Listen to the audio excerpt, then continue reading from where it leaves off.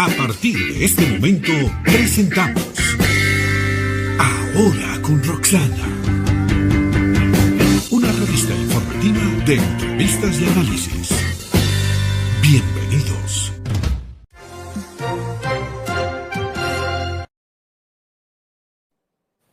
Hola, ¿cómo están? Muy buenos días, buenas tardes y buenas noches. El día de hoy, en el programa, esta segunda temporada de los programas Ahora con Roxana, que los realizo desde el exilio, tengo el gusto de presentar al hombre que convirtió a Rafael Correa en prófugo, el ex presidente, el ex dictador de Ecuador. Estamos con el parlamentario suplente, precandidato a la presidencia del Ecuador, empresario Fernando Balda, a quien le extiendo un saludo hasta Panamá. Fernando Balda, qué gusto. El gusto es mío, Roxana. Muchísimas gracias. Siempre muy honrado de participar en tus fabulosos programas. Aquí estoy a las órdenes y un saludo especial a toda la audiencia que siempre has tenido. Exactamente. Esa audiencia que te cuento está creciendo y al final de este programa tengo que recordar los saludos que siempre me los piden.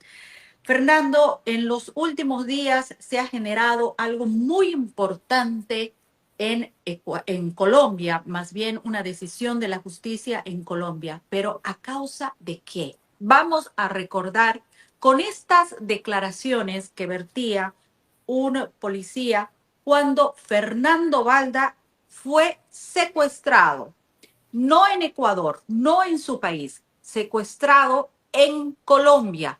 ¿Y cuál fue la actitud del gobierno de Colombia a la cabeza del presidente cuestionado Santos? Vamos a escuchar estas declaraciones de un policía. Una camioneta marca Toyota color gris, vehículo en el cual habían raptado a una persona. Indíquenos, por favor, si recuerda el nombre de la víctima de ese proceso. Fernando Balda era el nombre de la víctima. Un grupo de taxistas informan que van en persecución del vehículo con estas características. Indíquenos, por favor, si ustedes lograron rescatar a la víctima. Por poco pues nos embiste el vehículo. Nosotros lo que hacemos es tomar las motocicletas y empezamos la persecución cuando arrojan a una persona de la camioneta estando en movimiento y continúan la fuga. Señor testigo, ¿puede precisarnos si los secuestradores pararon el rodante y bajaron a la víctima? No, señora fiscal. A la víctima la arrojaron con el vehículo estando en movimiento. Esas declaraciones te recuerdan, te hacen vivir otra vez el tiempo difícil que pasaste. Relátanos un poco para que entremos en contexto de lo último que ha pasado en este caso, por favor, Fernando. Bien, Roxana, claro, definitivamente fueron momentos muy duros. El 13 de agosto del año 2012, yo fui secuestrado en Bogotá, Colombia. Al cabo de 1 hora y media de cautiverio fui rescatado, como lo narró el policía, por un operativo entre la Policía Nacional y la Unidad Antisecuestro de Bogotá. Luego de mi rescate, capturaron a algunos de los secuestradores y allí empezó a develarse una historia que al principio parecía increíble para muchos, y es que los secuestradores confesaron que ellos fueron contratados por el gobierno de Ecuador, el gobierno del presidente Rafael Correa. Luego, ¿de qué nacionalidad, perdón? Los que fueron capturados en primera instancia eran colombianos. Eran 5 autores materiales colombianos que además declararon su culpabilidad, confesaron. Esta investigación llevó a que luego se iniciase otra investigación en Ecuador, porque estos secuestradores señalaron específicamente quiénes fueron los agentes de inteligencia de la Policía de Ecuador que habían viajado a contratar a estos criminales, ¿verdad?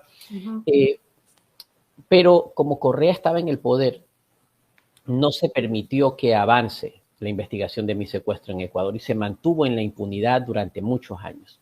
7 años después, un fiscal decide llamarme a reconocer mi denuncia y empezó una investigación que enseguida terminó con la captura de los agentes de inteligencia de Ecuador, quienes capturados también confesaron que fueron contratados por Rafael Correa, que fue Correa quien directamente les dio las órdenes de viajar a Colombia a secuestrarme. Una vez que estos secuestradores también confiesan, son procesados y luego se emite una orden de Interpol desde Francia, con la que se logró la captura del ex secretario de inteligencia Pablo Humberto Romero Quesada, un hombre fuerte del gobierno de Correa, que fue capturado por Interpol en España y luego fue extraditado por la Corte Nacional de Justicia de España a Ecuador. Una vez en Ecuador, Pablo Romero es también procesado y durante el juicio Romero también confiesa que él fue cómplice del secuestro. La Fiscalía acusó no solamente a Romero y a los agentes de inteligencia, sino también al expresidente de Ecuador como el autor intelectual, el autor mediato de mi secuestro. La Corte Nacional acoge todos los elementos probatorios, ¿verdad? Y acepta los cargos en contra del expresidente Rafael Correa y lo llama a juicio. Pero Correa hábilmente para este momento ya había escapado de Ecuador y no ha podido ser juzgado porque ese es un delito que no se puede juzgar en ausencia. Desde aquel día, Correa se convirtió en prófugo de la justicia después de que logramos esta importante orden de captura en su contra. Sin embargo, él, como su esposa es belga, él vive refugiado en Bélgica, donde ha solicitado asilo, aduciendo que estos son temas de persecución política, cuando realmente existen pruebas habidas y por haber que demuestran que él ordenó y financió directamente mi secuestro.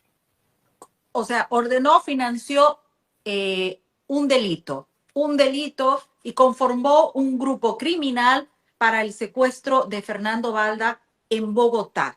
En las últimas horas se conoce de la decisión de la justicia de Colombia. Es importante esta información porque va poco a poco haciéndose justicia en el caso de Fernando Balda. Escuchemos lo que pasó en Colombia.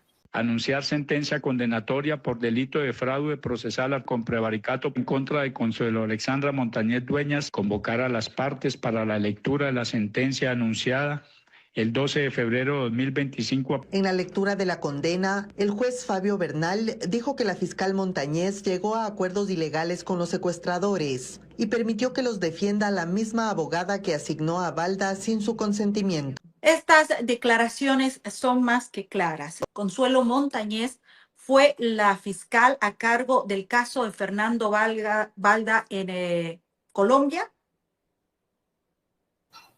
Bueno, sí. Aquí viene un tema de no creer, ¿no? Cuando creíamos que ya todo había terminado en Ecuador con la investigación, aparece un nuevo caso en Colombia. En el 2012, cuando los secuestradores fueron capturados, en lugar de ser sentenciados por secuestro agravado, estos fueron sentenciados por secuestro simple.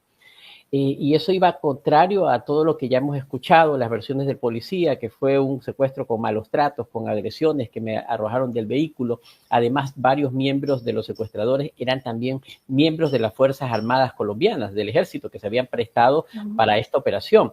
Además, yo era un personaje político, esto ocurrió en la noche, yo me encontraba en una situación de refugiándome en Colombia, etcétera. Todo eso le daba la connotación de agravado. Pero ¿qué pasó? El fiscal de la causa, que era el fiscal José Ignacio Varila, de un día para otro fue removido. Y pusieron a esta fiscal Consuelo Montañez, que es la que imputa un delito que no correspondía a la gravedad de lo que había sucedido.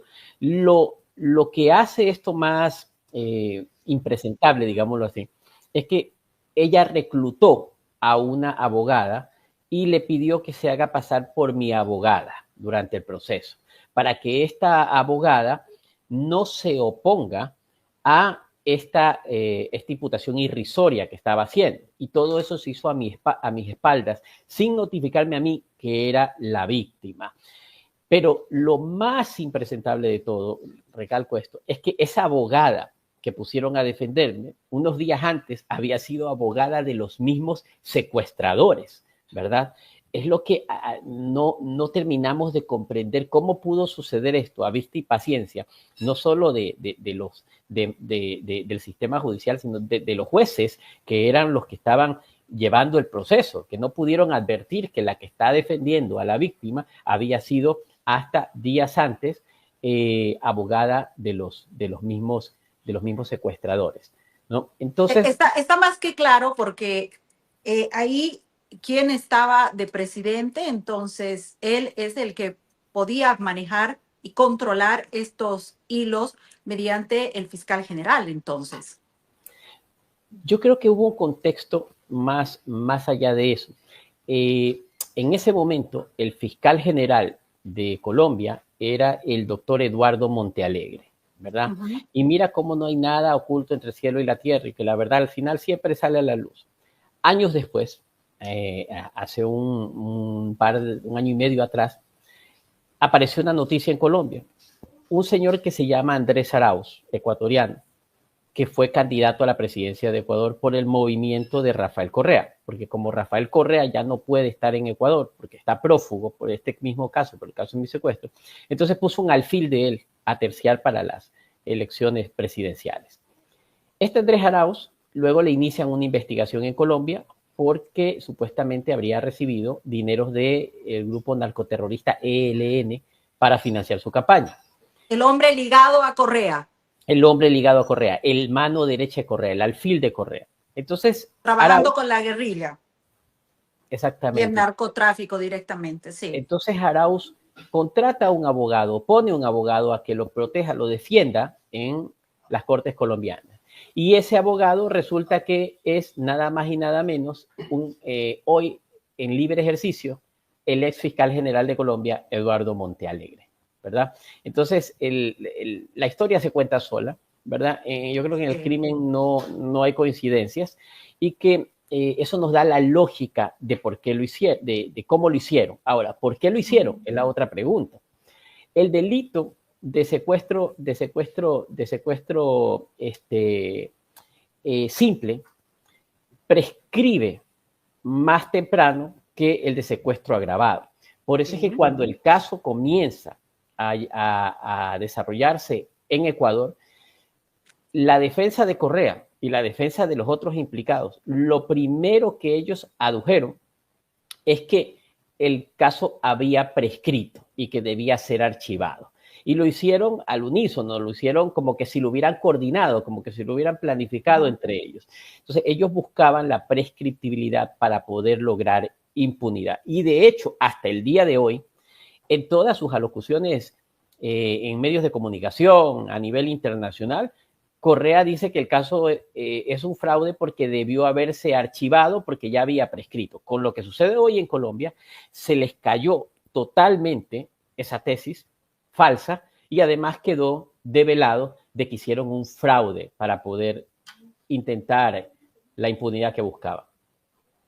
En este caso, Fernando, ya se está prácticamente encaminando este proceso, son muchos años. ¿Cuánto ha costado en tu vida hasta personal, profesional, el poder seguir este proceso? En este momento te encuentras en otro país con tu familia por temas de seguridad, no puedes estar en tu país, pero sin embargo tienes que estar luchando y, como diríamos, bregando poco a poco para que se haga justicia y se conozca la verdad en tu caso. Bien, ha sido más de una década en la que nosotros hemos venido luchando por justicia. Nos costó 7, casi 8 años lograr que una corte en Ecuador pueda avanzar con las imputaciones, con el proceso y con el juicio que convirtió a Rafael Correa en prófugo y que logró sentencia contra los otros implicados. Pero adicionalmente a eso, también nos costó mucho sufrimiento porque hay mucha gente que todavía cree líderes, supone como líderes a estos criminales. Y eso hace que Ecuador se vuelva un territorio peligroso para gente como nosotros, para personas como yo, que hemos dedicado mucho tiempo de nuestras vidas a luchar contra la corrupción de estos regímenes criminales. Por eso decidimos salir de Ecuador y radicarnos ahora en otro país donde estamos más seguros. Pero nunca vamos a estar lejos del riesgo de que la maldad de estos criminales pueda alcanzarnos. Ya lo intentaron una vez a nivel internacional. Yo no estaba en mi país, yo estaba en Colombia, y ellos viajaron hasta Colombia para intentar asesinarme, porque no me secuestraron para llevarme a pasear. Eso creo que está obvio, ¿verdad? Y tenemos siempre pues que tener mucho cuidado en nuestros desplazamientos y rogarle a Dios, que ha sido nuestro máximo protector, porque realmente a mí me salvó de la muerte. Yo volví a nacer ese 13 de agosto del año 2012, y ahora lo que tratamos es de cuidar esa vida que Dios nos devolvió. Fernando, ¿por qué el interés de Rafael Correa de secuestrarte, de silenciarte? Porque se tuvo información que la orden era asesinar a Fernando Balda. Bien, lo que sucede es que a veces, bueno, estaba yo más joven, y ustedes saben que la juventud tiene un componente que es la osadía, que tal vez cuando estamos más viejos decimos tal vez no hubiéramos hecho ciertas cosas que hicimos. Y esa osadía que tiene la juventud es la que nos hacía enfrentarnos a la tiranía, ¿verdad? De manera muy frontal, y mis investigaciones daban en situaciones que tocaban directamente al presidente, a la corrupción del presidente, y eso es lo que no le gustó. Algunas de las investigaciones, como por ejemplo, cuando descubrí los aportes del narcotráfico y del terrorismo de la FARC a la campaña de Rafael Correa, en aquella época yo hablaba de ello, y la ciudadanía, incluso los medios de comunicación, los periodistas decían, mientras yo hablaba, yo les veía la cara que decían, pero si esas cosas no pasan aquí, este señor tiene mucha imaginación. Y ve ahora ya todo se sabe, pero como ellos sabían que mis investigaciones eran ciertas, me veían siempre como una amenaza. Entonces de allí hice una serie de investigaciones que siempre llegaban a Rafael Correa, ¿verdad? Como la adulteración de la Constitución de Montecristi en Ecuador. Yo descubrí que se había adulterado el texto constitucional y que lo habían cambiado después de que lo aprobaron en el Pleno de la Asamblea Constituyente, antes de que sea publicado en el registro oficial. Una vez descubrí también una oficina escondida de inteligencia desde donde hacían persecuciones a políticos, a periodistas, a activistas, a opinadores, etcétera. Pero siempre descubría cosas del alto gobierno, y eso no me lo perdonaban. Pero dicen los mismos secuestradores capturados que la gota que derramó el vaso, que aquellos que hizo que Correa los llame y les diga vamos a organizar el secuestro a Balda, fue un tema muy peculiar, Roxana. Mira, esto a veces no se sabe fuera de las fronteras de Ecuador. Resulta que un día a mí me llega una denuncia de que un joven había puesto en la fiscalía una denuncia en contra de Rafael Correa, en donde le acusaba al expresidente de acoso sexual, ¿verdad? Y detallaba, había lujo de detalles como el presidente le había hecho una propuesta que él había rehusado, y que sin embargo había querido hacerlo un poco forzadamente dentro del despacho presidencial. Este joven era de nombre Javier para no violar más intimidad allí. Entonces, pero a mí me pareció raro este tipo de denuncia, así que yo me metí al sistema de la fiscalía, porque yo estaba en Colombia, y vi que efectivamente este Herrería, se me escapó el nombre, Javier Herrería, había denunciado un acoso sexual. Pero en la parte donde en el sistema tiene que salir la persona acusada, no estaba el nombre. Y eso me pareció muy extraño, porque nadie puede tener un privilegio sobre encima de otros dentro de un sistema.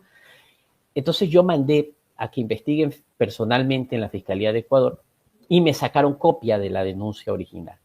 Y efectivamente había una denuncia donde una persona, un hombre, acusaba a Rafael Correa de un intento de abuso sexual dentro del despacho presidencial, ¿verdad? Y decía la denuncia que había hecho una propuesta de practicarle ciertas actividades a la otra persona, y que al rechazar esa propuesta le había dicho que si le contaba a alguien lo sucedido, iba a atentar contra él de alguna forma. Entonces yo escribí un artículo en mi blog personal, en donde denuncié esta situación y pedía que se investigue, porque no sin ningún sentido discriminatorio a preferencias de ningún tipo, pero sí a que un despacho presidencial, un tema de un lugar de orden público, no puede ser utilizado ni la figura del poder ni el espacio de poder para un tipo de situaciones como esta. Ni para hombres ni para mujeres, ni para mujeres ni para hombres. Así es. Un hombre en este caso. Sí, y yo le puse a esa investigación un nombre coloquial que después de que lo publiqué tuvo 500,000 de visitas en las siguientes 3 horas. Entonces tuvo gran impacto y en el Ecuador eso fue muy fuerte. Entonces dicen que cuando Correa vio esto, él fue cuando se exaspera, organiza a la gente y ordena mi secuestro. Y el título que le puse fue El caso Mameluco. Es un término que usamos en mi país para la descripción de ese tipo de detalles que se narraban en la... ¿Qué significa mameluco? Bueno, la denuncia hacía referencia a que había una propuesta de practicar un sexo oral a este joven, ¿no? Entonces, en nuestro país se usa esto como un término callejero, coloquial, ¿verdad? Se refiere a una persona que está haciendo eso de esa forma. Y alguien me lo sugirió en ese momento y evidentemente había también el interés de marketear un poco la narración en mi blog, ¿verdad? Y le pusimos ese término. Y de ahí en adelante, pues también el expresidente quedó con el apodo de Mameluco en el Ecuador. Parece que eso no le gustó, le afectó. Mira que ni siquiera las investigaciones por narcotráfico, las investigaciones por violar la Constitución, las investigaciones por perseguir opositores, por corrupción fraudulentas, por corrupción, había motivado sí otro tipo de persecuciones contra mí, judiciales, etcétera, pero esta es la que lo exacerbó según los mismos secuestradores y por la que ordenó mi secuestro en Colombia, ¿no? Y bueno, yo creo que es la característica de los gobiernos totalitarios, ¿no? No aceptar la crítica, la observación, el escrutinio, y el error es no defenderse en el terreno del derecho, de la argumentación, sino cruzar la línea y pasar a la acción de la criminalidad, que es lo que ocurrió en este caso. ¿Y ese caso en qué quedó? ¿Lo logró negociar con el...? Sé que está en investigación, no he seguido más el caso, de hecho supe de él hasta el momento del juicio, porque después de que los secuestradores confesaron, la misma Fiscalía General corroboró y adjuntó el expediente del caso Mameluco. Al proceso de mi secuestro, como uno de los elementos dentro de las acusaciones que hacían, las confesiones que hicieron los secuestradores, ¿verdad? Y bueno, todo esto duró en Ecuador aproximadamente 2 años, todo ese proceso judicial, ¿verdad? Y a partir de ello, Correa ha tratado de todas las formas a nivel internacional de hacer creer que el caso de mi secuestro es un fraude, de hacer creer que es una persecución política contra él, y dice a cuatro vientos que él en las cortes de otros países no le hacen caso a las sentencias de las cortes de Ecuador, que se ríen de nuestro sistema judicial, y acá queda demostrado que es todo lo contrario, porque no solamente que se sentenció a sus coautores en Ecuador, sino que además, por ejemplo, la Corte Nacional de Justicia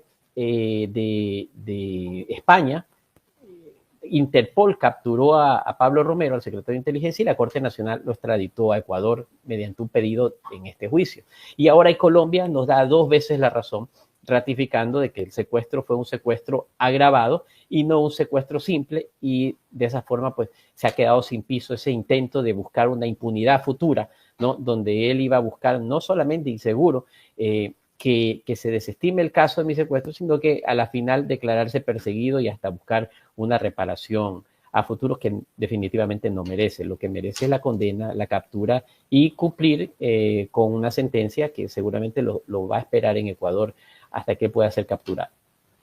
Creo que los vientos están a tu favor, Fernando, porque pese a que tenemos un Petro como presidente en Colombia, se ha podido escuchar una sentencia contra una persona que ha trabajado para favorecer de alguna forma al régimen de Rafael Correa. El proceso tiene que ir avanzando, son más de 8 años, 10 años que estás peleando porque se haga justicia y porque se conozca la verdad. Ahora los ciudadanos, me imagino, deben estar pensando que esas denuncias que se escuchaban, que no creían que podrían ocurrir de las vinculaciones con las guerrillas y el narcotráfico, están en este tiempo ya más que claras, no solamente en el gobierno de Rafael Correa, sino lo estamos viendo en la participación de la dictadura de Venezuela, los lazos que tiene Cuba, que siempre ha tenido Cuba, Nicaragua y por supuesto Bolivia. Fernando, ¿quieres decir algo a los ecuatorianos? Todavía el tiempo es difícil en Ecuador. Bien, Ecuador es un país que no se puede gobernar de manera normal, ¿verdad? Ecuador es un país de una política sui generis, ¿verdad? Es un país donde cuando un presidente se está posicionando en el poder, 10 días antes ya hay varios grupos que están conspirando para derrocarlo. Es decir, pareciera que no aman la gobernabilidad ni la democracia. Por eso quien gobierna y no va consciente de ello, ¿verdad?, se va a caer muy pronto. No es el caso de Daniel Noboa, sí fue el caso de Guillermo Lasso, ¿verdad? Sí fue el caso de Guillermo Lasso. Ecuador no se puede gobernar, miren lo que voy a decir, un exabrupto y tal vez políticamente incorrecto, pero Ecuador no se puede gobernar solo con democracia. Ecuador hay que ir bordeando la línea y como que se la cruza y se retrocede, porque el adversario no es un adversario democrático, no es un adversario que utiliza métodos democráticos, es un adversario que está los más bajos instintos, no solamente en su despacho, sino también haciendo política. Y respaldado por el narcotráfico y el terrorismo, ¿verdad? Entonces, no se puede capturar tan democráticamente a un terrorista, hay que someterlo con la presión y la fuerza. Entonces, yo creo que el presidente Noboa está consciente de ello y está consciente de que Rafael Correa, el correísmo, está detrás no solo de ese narcoterrorismo, sino que además de un poco de fachadas y de actores políticos que están creando, ojo, que son alfiles, estrategia del correísmo para quitarle el voto al candidato que verdaderamente no está del lado de esa criminalidad. Y la ciudadanía se confunde mucho si no tiene una guía y no tiene mensajes de personas que conozcan realmente lo que está pasando. Es allí cuando podríamos hacer un llamado a los intelectuales, a la gente que tiene conocimiento, a los que sienten responsabilidad por el país, a que guíen a los demás hacia el voto.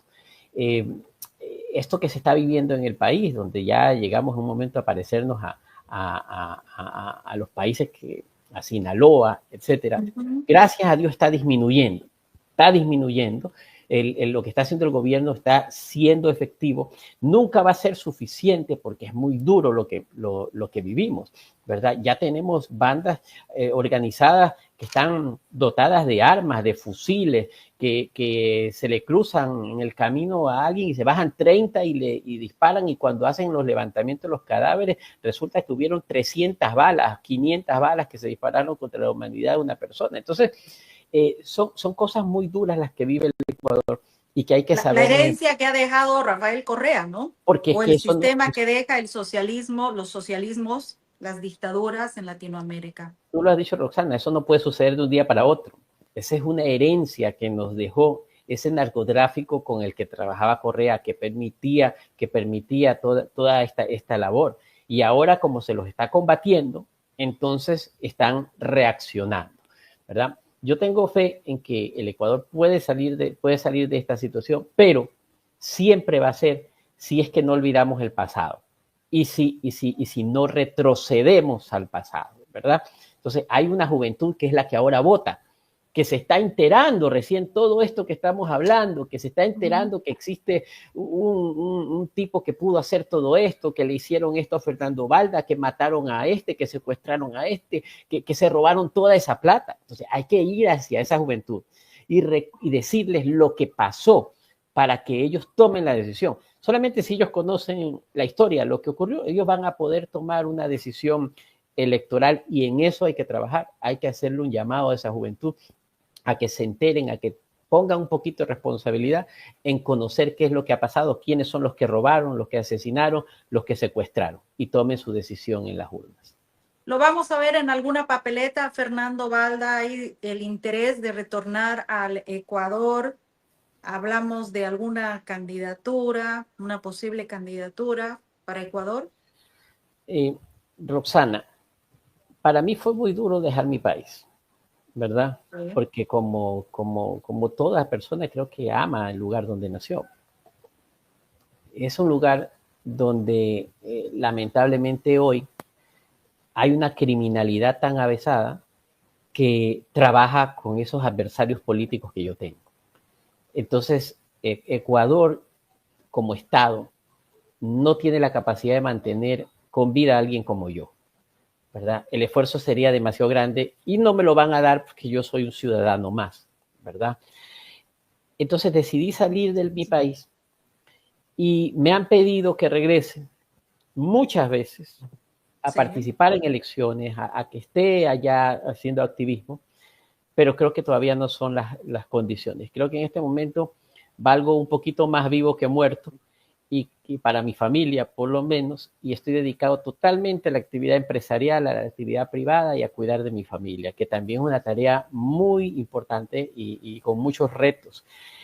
Tal vez más adelante, de que pase este proceso que tengo de sabático en la política, no te puedo negar que, aunque a pedido de la familia he tenido de que clausure mis redes sociales, conservo el Twitter, ¿verdad? Porque por ahí por lo menos escupo fuego a manera de terapia, porque sí te confieso que sufro profundamente de síndrome de abstinencia política. Entonces ahí encuentro un ahogo, ¿verdad? Con el que puedo expresarme y dar a conocer ciertas cosas como lo que ha pasado ahora en mi caso. Pero tal vez más adelante, ojalá... No es el tiempo. Más aún cuando hemos visto el caso de Fernando Villavicencio, que ha sido ejecutado cuando se llevaban a cabo las elecciones en Ecuador. La situación todavía es compleja en Ecuador y tu seguridad es primero. Y claro, yo hago un símil muy importante con lo que a ti te tocó vivir, Roxana. Creo que comprendes perfectamente lo que digo. Has sido también una víctima de la persecución y de un proceso histórico, ¿no? Lo que pasó en Bolivia es realmente histórico. Pero mira cómo pagan a veces las democracias a quienes permitieron que los países pasen a un mejor momento. Entonces, personas como tú, personas como Yanine Áñez y tantos, porque eso no se hace solo, que deberían estar protegidos por el Estado, considerados héroes de un país, que se atrevieron a hacer lo que nadie se había atrevido, tienen más bien que irse a otra parte, a cuidar de su familia, a cuidar de ellos mismos. O están en prisión, como varias personas están en prisión, están en la cárcel en mi país. Pero yo auguro, Fernando, que tú vas a volver pronto a Ecuador. Creo que esos cambios se van a dar pronto, no solamente en Ecuador, sino en la región. Creo que estos lazos que se están generando poco a poco en la región son muy importantes y este trabajo que se está haciendo es muy importante. O sea que no solamente el tweet, yo te invito a que juegues un rol importante para tu país, para la región. Por lo pronto, pues lo que seguimos haciendo es recordándole a los gobiernos y a la ciudadanía que la forma de sostenerse es no ser inconsecuente con el pasado. El gobierno que se olvida cuál fue la lucha que permitió que una tendencia política diferente llegue a la presidencia, se cae, ¿no? Entonces, esa es la labor que mantenemos por lo pronto ahora, que es ejercer ese control democrático desde la sociedad hacia los gobiernos y recordarles, cuidado, te olvidas por qué estás en el poder. Cuidado, te olvidas de que antes de ti hubieron muertos, asesinados, secuestrados que lucharon más de una década para bajarle la intensidad electoral a ese adversario al que le ganaste. No llegaste al poder ni porque eres el mejor, ni porque no. Llegaste al poder porque hubo una lucha que si no existía esa lucha, nadie le hubiera podido ganar a estos dictadores, porque hay que reconocer que son grandes campañeros, que tienen grandes capacidades publicitarias, de marketing modernos y etcétera, y ganarles no es una cuestión solamente de marketing, es una cuestión de constancia, de perseverancia, de debilitamiento, y eso se hace desde trincheras, que costó sangre, dolor y lágrimas. Es así. Y a todos decirles que la inacción, la indiferencia y el silencio es peor que lo que está imprimiendo esta dictadura, esta izquierda, este socialismo, estos progres, estos populistas en nuestros países.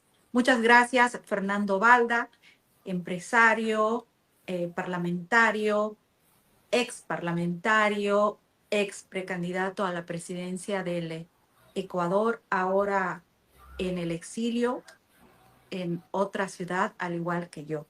Le saluda Roxana Lizárraga, periodista, abogado, exministra de Comunicación del Gobierno de Transición de Bolivia. Saludos para toda Latinoamérica, para España, para París, para Londres, Estados Unidos, obviamente mi país, Bolivia. Ecuador es uno de los países donde siguen también el programa y lo van a poder ver a Fernando Balda. Muchas gracias.